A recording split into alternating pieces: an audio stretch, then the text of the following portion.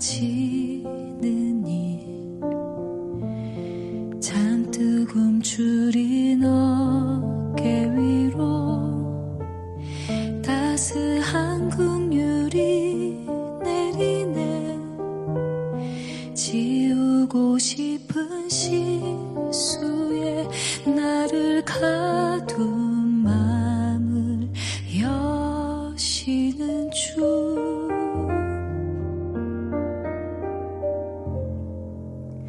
가만히 생각해보네. 주님 내게 행하신 일 그때는 몰랐었지만 지금 깨달아지는 일 상처투성이 내 마음에 뜨거운 눈물이 내리네.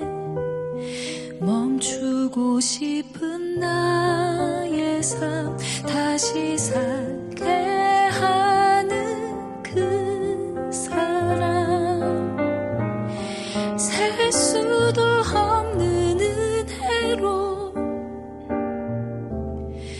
내 어두운 삶을 늘 밝혀주셨지.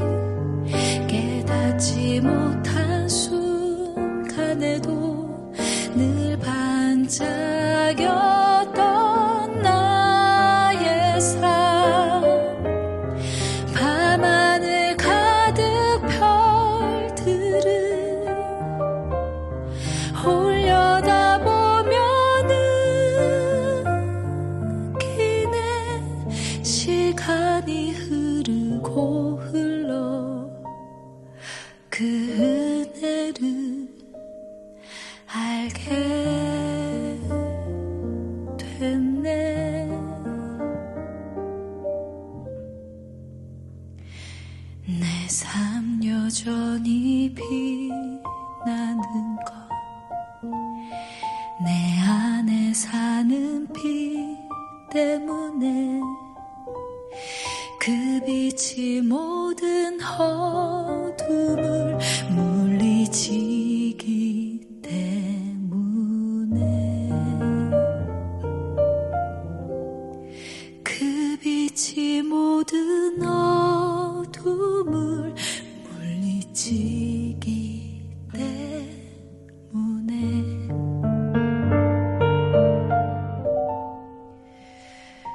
그 빛을 가만히 생각해 보네.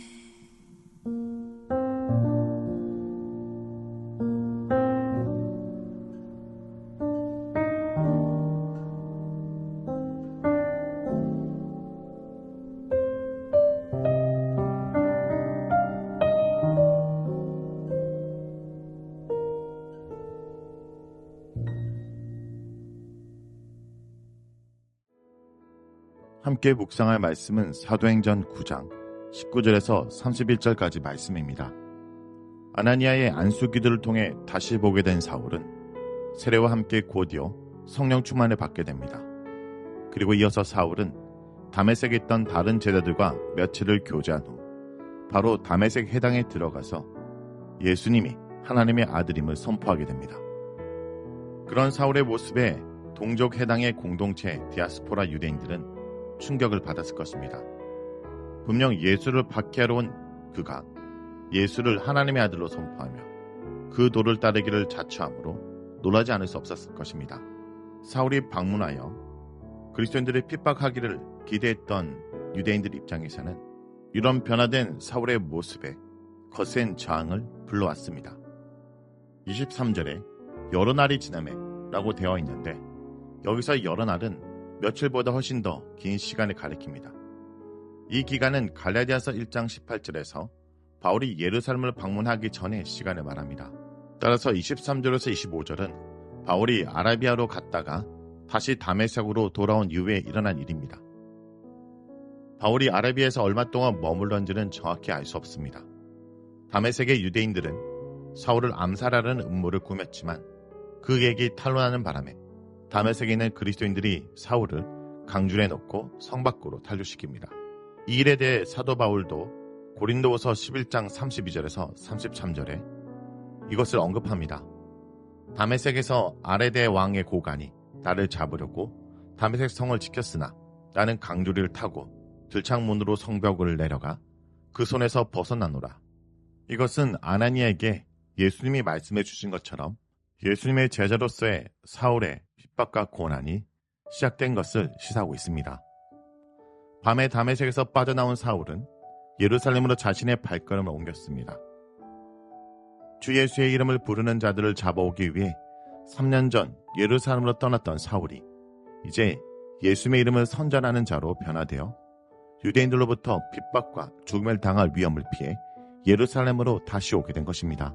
그러나 예루살렘에 있는 교회 지도자들도 이런 사울에 대해 처음부터 환영하는 분위기는 아니었습니다. 사울은 유대교의 대제사장 대신에 예루살렘에서 예수님의 제자들을 만나고 교제하려고 했지만 과거 자신의 악명으로 인해 예루살렘의 성도들은 여전히 그를 꺼리며 두려워할 수밖에 없었습니다.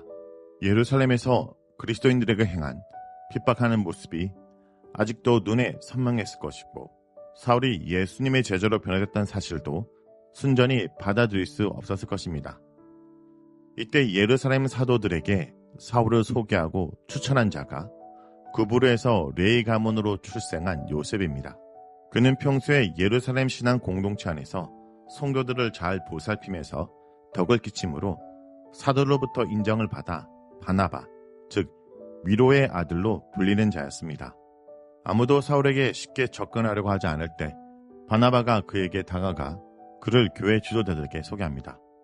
말하자면 예루살렘 사도들은 바나바를 통해서 사울이 어떻게 다메섹 도상에서 예수님을 만나게 되었고 사울의 해심 후 다메섹에서 어떻게 예수님을 담대히 증거했는지 더욱 자세하고 확실하게 알게 된 것입니다. 이것은 사울이 사도들을 만나기 전 바나바를 만날 기회가 있음을 시사하며 이 교제를 통해 바나바는 사울과 같은 형제로서 예수님의 사람인 것을 충분히 인식했음을 알려줍니다.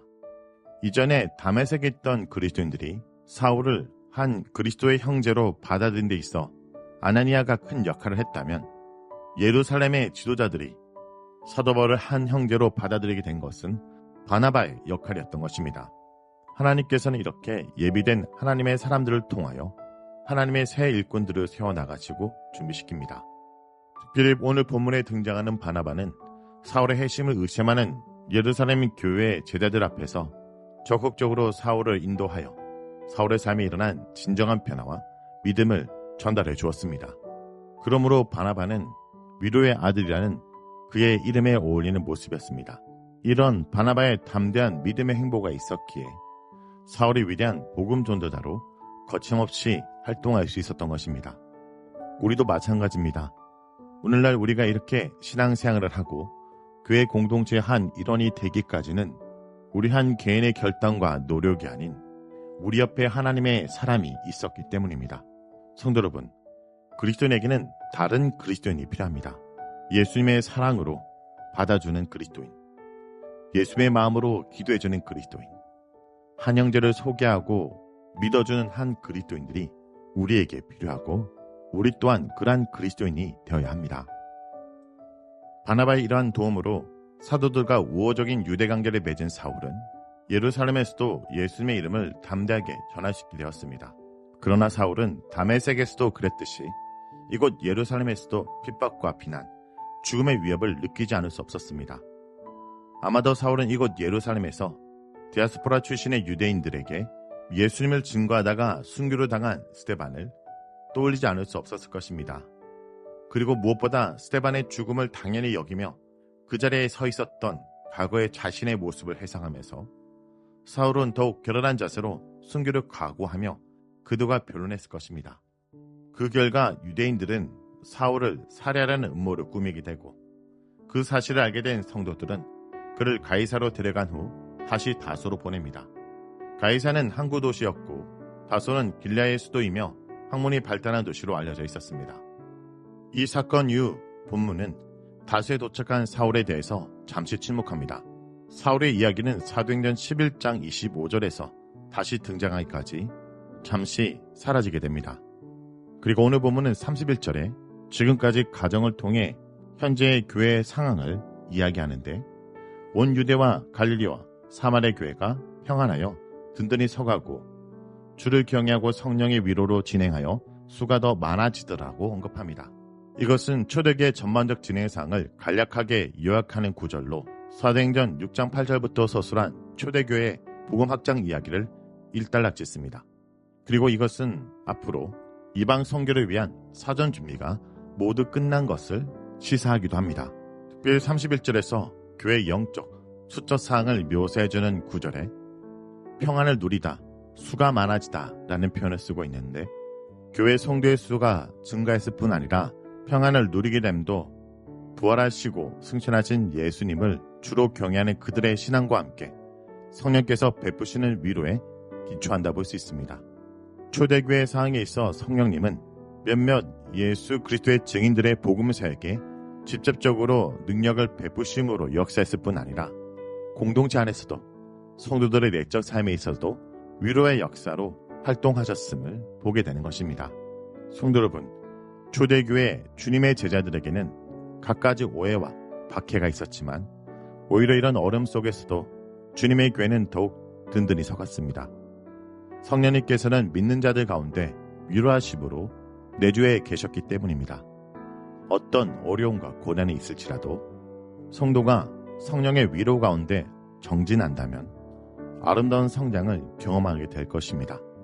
오늘 여러분이 섬기는 그 교회 신앙 공동체도 더욱 평안히 든든히 서가고 주의 경외함과 성령의 위로가 함께하길 간절히 기도드립니다.